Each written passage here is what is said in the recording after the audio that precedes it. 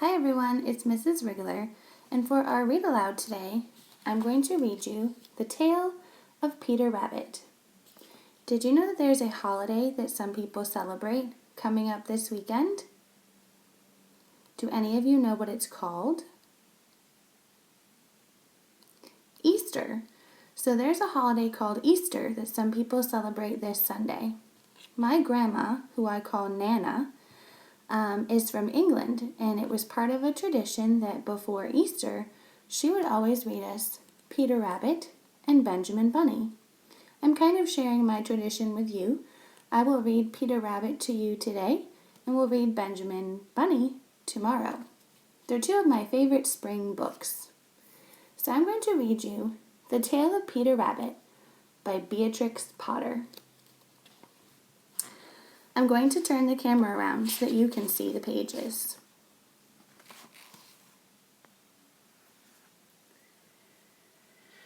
Once upon a time, there were 4 little rabbits, and their names were Flopsy, Mopsy, Cottontail, and Peter.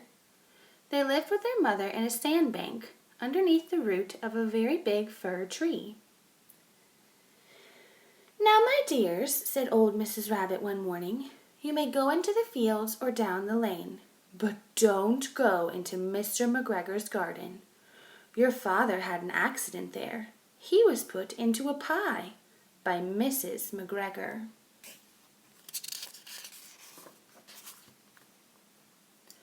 "Now run along and don't get into mischief." Mischief means trouble. "I'm going out." Then old Mrs. Rabbit took a basket and her umbrella and went through the woods to the baker's. She bought a loaf of brown bread and 5 currant buns.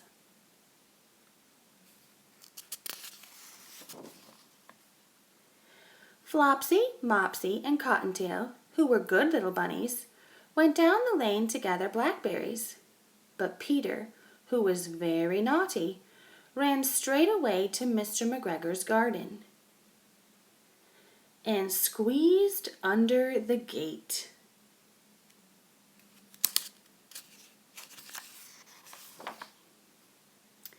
First he ate some lettuces and some French beans, and then he ate some radishes. And then, feeling rather sick, he went to look for some parsley.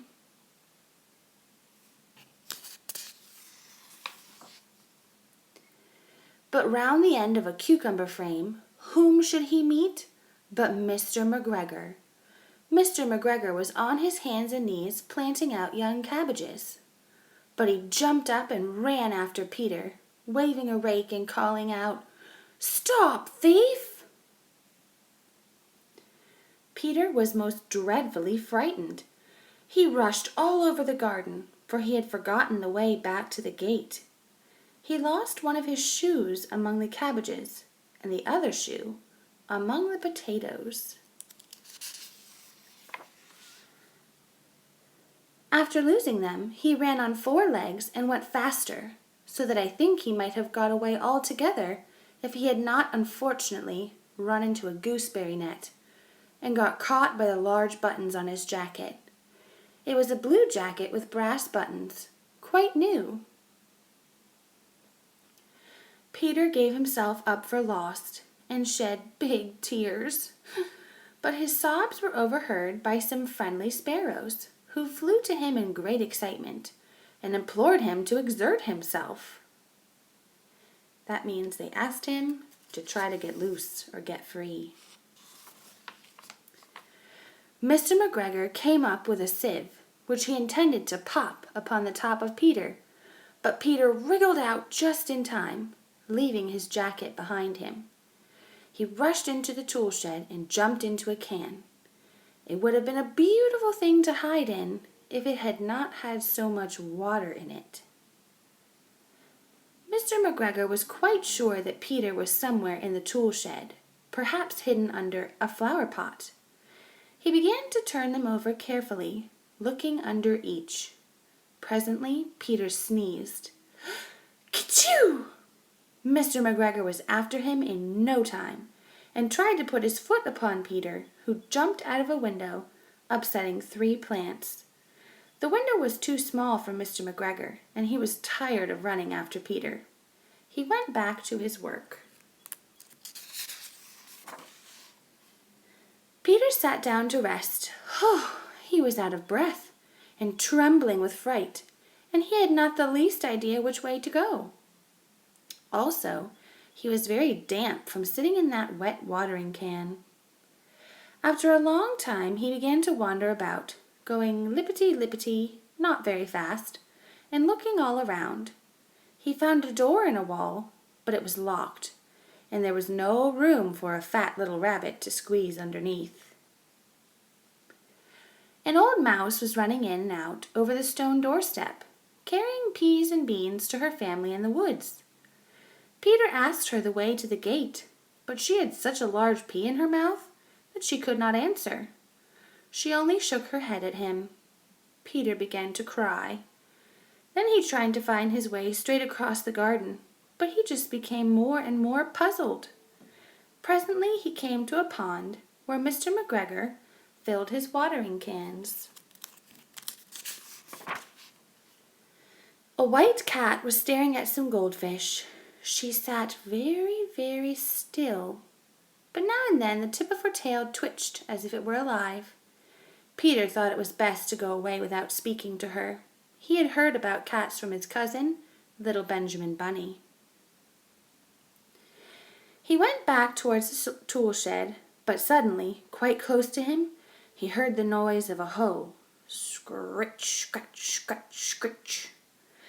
Peter scuttered underneath the bushes. But presently, as nothing happened, he came out and climbed up on a wheelbarrow and peeped over. The first thing he saw was Mr. McGregor hoeing his onions. His back was turned toward Peter, and beyond him was the gate.